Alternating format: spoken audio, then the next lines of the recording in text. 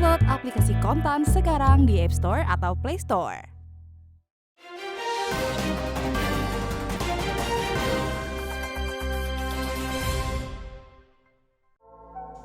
Harapan para investor saham sempat merekah melihat investor asing kembali masuk dan harga saham-saham blue chip melambung naik. Tapi masuk bulan Juni, IHSG kembali melemah, saham-saham blue chip pun ikut berguguran. Tak heran ada banyak investor yang galau melihat kondisi pasar. Apa yang sebaiknya investor lakukan di kondisi sekarang ini?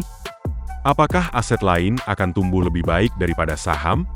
Berikut ini analisis dan tips dari Marli Sanjaya, Head of Investment PT Principal Asset Management.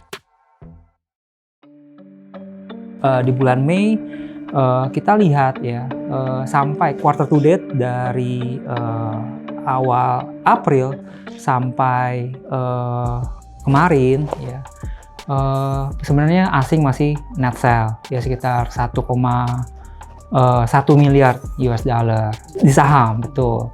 Tetapi itu sudah berkurang jauh gitu ya dari sejak 9 Mei. 9 Mei itu level terdalam di quarter to date itu aksi jual bersih itu tercatat sekitar 1,4 miliar US dollar. Artinya selama quarter to date ini sejak China dan US mencapai kesepakatan dagang ya di 12 Mei itu ada 300 juta US dollar inflow dari asing yang masuk ke dalam perbankan, kemudian Antam, ya itu yang mendorong market kita. Makanya di bulan Mei biasanya kita sell and me and go away, tapi marketnya rebound very strong ya karena memang ada katalis kesepakatan dagang antara US dengan China. Tapi di sisi lain ya faktor valuasi juga mendukung ya. Dari sejak quarter to date dari awal April ya kita melihat terutama ya waktu pasar saham itu anjlok kena circuit breaker gitu ya. Itu saya lihat valuasi pasar itu jatuh di bawah 2 standar deviasi gitu ya. Artinya sangat menarik dan rebound itu terus berlanjut ya. Jadi itu sebenarnya yang mendorong anomali kalau bisa dibilang ya di bulan Mei seperti itu. Nah kemudian for the rest of the year apakah mungkin Juni ini bisa menjadi indikasi untuk ada pembalikan atau belum? Nah menurut kita terlalu dini untuk menyimpulkan akan sudah adanya pembalikan gitu ya baik dari sisi fundamental maupun dari sisi flow gitu ya masih terlalu dini karena tadi faktor valuasi dan kemudian faktor katalis ya.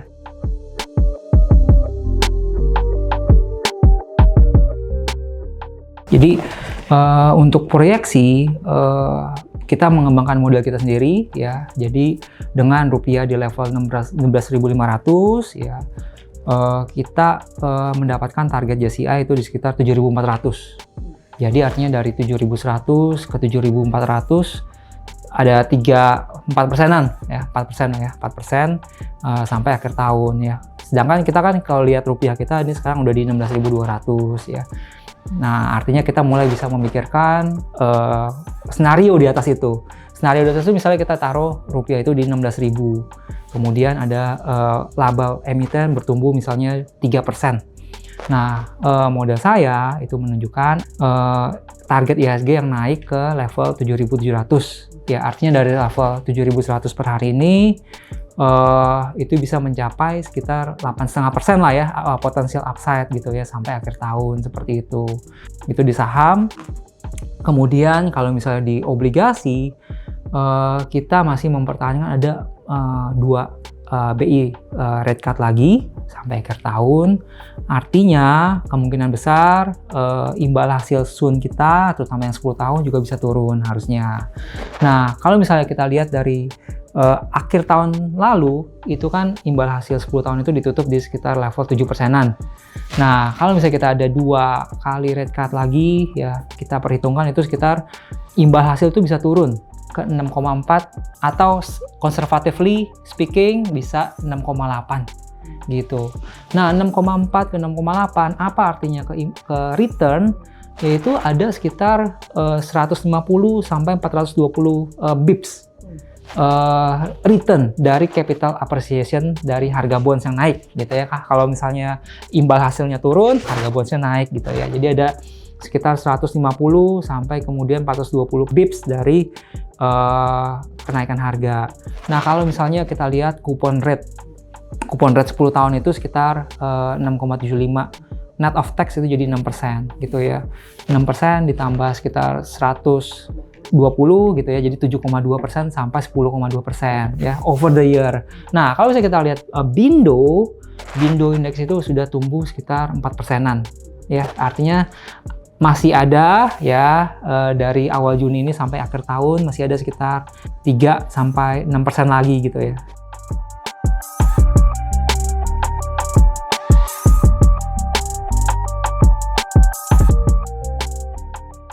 Begitu saya dengar nih ya, memanfaatkan fluktuasi pasar gitu ya. Waduh, challenging sekali ya, misalnya tricky, challenging karena harus memasukkan faktor market timing tuh, jangan-jangan tuh. Nah, itu susah ya, yang namanya market timing itu misalnya kayak kapan misalnya The Fed akan menurunkan suku bunga gitu ya. Bisa sesuai konsensus, bisa juga enggak. Kemudian kapan Trump akan kembali menaikkan lagi tarif gitu ya. Dia kan setelah tercapai kesepakatan dagang dengan China, tiba-tiba ada konflik tarif lagi gitu dengan Eropa gitu ya. Jadi nggak ada yang tahu gitu ya dalam hal market timing. Tapi yang kita mau advice di sini adalah kita harus kembangkan framework yang sesuai dengan profil kita masing-masing gitu. Misalnya kayak orang yang kerja dari pagi ke sore gitu ya, dan di luar market gitu ya, bisa jadi nggak ada waktu gitu ya untuk ngeliatin market gitu. Kita nggak bisa connect setiap saat ke market gitu ya. Kalau misalnya tiba-tiba trading signalnya berbunyi gitu ya, jadi kan nggak bisa connect ke market gitu. Jadi yang paling sesuai misalnya jangka panjang ya untuk orang yang seperti itu. Kemudian juga alih-alih melakukan market timing, menurut kita ada baiknya kita memakai valuasi misalnya gitu ya. Sama seperti tadi saya bilang tuh, begitu market kena circuit breaker, beli nggak nih? Timing banget gitu. Nah, waktu itu kita menggunakan valuasi. Oh, valuasinya sudah di bawah 2 standar deviasi gitu. Jadi alih-alih kapan nih beli? Nih market udah anjlok, udah kena circuit breaker. Kapan nih? Bener nggak nih timing yang tepat gitu ya. Nah, pada saat itu ya saya advise investment team di Principal lihat valuasi. Oh, valuasinya sudah di bawah 2 standar deviasi. Akhirnya kita beli. Seperti itu. Kemudian alih-alih kita FOMO, misalnya fear of missing out, kita takut ketinggalan di atas ya, kita bisa ada baiknya kita berinvestasi secara disiplin dalam hal frekuensi dan dalam hal jumlah gitu ya. Karena agak berat ya namanya market timing gitu ya, nggak ada yang tahu ya di market seperti itu.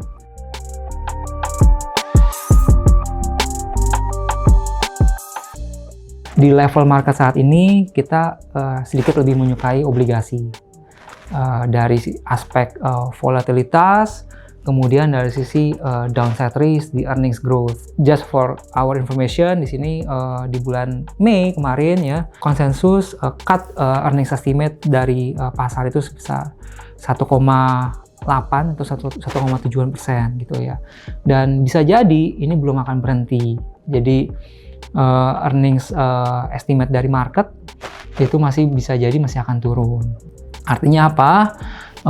Artinya masih ada downside lah ya, masih ada downside dalam sisi pertumbuhan. Kalau kita beli saham ya, kita melihatnya ke pertumbuhan seperti itu. Jadi kenapa masih ada downside ya? Kita tahu sendiri ya, data-data ekonomi di kuartal kedua masih bisa melemah lagi ya. Kita ketahui PMI sekarang masuk ke bulan kedua di bawah 50 ya, contractionary area seperti itu. Terus kemudian dalam sisi GDP juga kemungkinan besar masih di level 4,7-4,8%. Belum ada akselerasi yang signifikan gitu ya. Mungkin ada stimulus fiskal, itu yang saya tadi bilang, kebijakan ekonomi mungkin sudah di arah yang tepat, tapi masih butuh waktu untuk bisa mempengaruhi pasar dan ekonomi seperti itu. Dan kalaupun sudah ada efeknya, tapi stimulus fiskal itu kalau saya lihat masih bersifat sementara gitu ya. Nah, Di sisi lain ya, obligasi ini menawarkan lebih stabil ya, dalam sisi volatilitas gitu ya. Seperti tadi saya bilang, kira-kira masih ada 3,5 sampai 6% lagi lah ya, dari Juni sampai akhir tahun gitu ya. Lumayan lah ya, 3,5 sampai 6%. Dan secara teknikal, obligasi juga akan disupport oleh naiknya domestic likuiditas ya. Kalau kita tahu ya, di bulan Juni-Juli itu maturity wall atau profil jatuh tempo dari SRBI itu mungkin tercatat sekitar 270-an triliun ya dalam dua bulan ini, Juni-Juli. Dan itu akan membantu menopang permintaan obligasi, karena kita yakini stance BI akan konsisten untuk mendorong domestic liquidity. Artinya dia tidak akan menerbitkan SRBI sebesar jumlah jatuh temponya, seperti itu. Jadi kelihatannya lebih banyak sentimen directnya nih ke obligasi kita.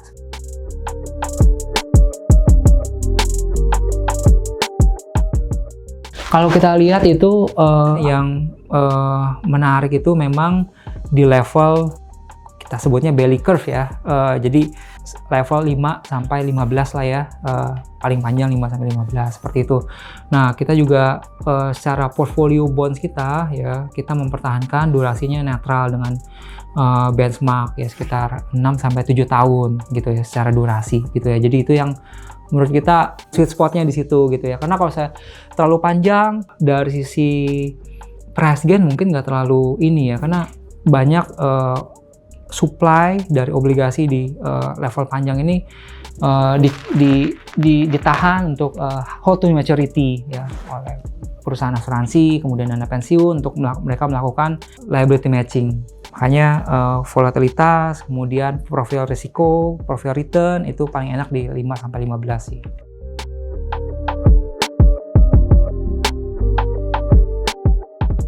Secara sektor kita masih suka saham-saham yang domestic oriented gitu ya. Karena memang yang domestic oriented ini kita lihat mereka sudah menaikkan harga ya. Terutama consumer ya, kita ngomong consumer, FMCG, mereka sudah try to pass on their cost. Nah, kemudian sementara dari sisi cost of commodity prices, oil prices, ini flattish tuh turun gitu ya. Jadi ke depan margin compression ini, cerita margin compression ini udah selesai gitu. Yang ada adalah kita melihat margin bottoming out gitu ya, margin bottoming out dari sisi consumer companies ini. Kemudian dari sisi domestik lain misalnya bank ya, bank seperti tadi saya bilang injeksi likuiditas oleh Bank Indonesia dalam bentuk issuance SRBI yang turun itu juga berpengaruh langsung terhadap misalnya cost of funds dan opportunity cost ya. Jadi karena SRBI rate-nya turun, mereka juga opportunity cost untuk akhirnya mereka di-push untuk melakukan kredit gitu ya. Loan growth juga akan bisa tumbuh ya. Secara house ya, prinsipal ini lebih fokus kepada bottom up analysis ya. Jadi kita regardless of the sector ya, kita suka companies ini gitu ya yang bisa turn around dari sisi earnings, kemudian turnaround dari sisi karena punya kepemilikan baru, kemudian mereka yang bergerak di green energy ya, energi terbarukan, kemudian mereka mendapatkan pangsa pasar baru. Nah, itu yang kita olah ya, yang kita suka juga seperti itu. Ada juga banyak ya seperti itu. Keputusan bisnis terbaik datang dari data, bukan tebakan. Mudah berlangganan Business Insight dengan subscribe with Google.